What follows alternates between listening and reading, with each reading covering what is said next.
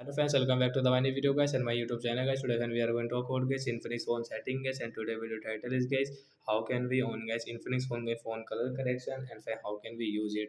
Friends, we want to own guys your Infinix phone by phone color correction. So how can you own, and how can you use.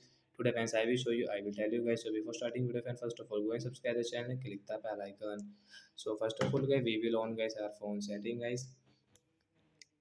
So guys, we will on guys our phone setting guys, Infinix phone. Then guys scroll it, and once you can see guys this tab setting. Fans click on guys this phone special function. Fans click on phone accessibility, and fans click on guys your phone color correction. We will tap here. So guys, we will on from here. After on guys come back. So fans your phone icon color and guys skin color will change.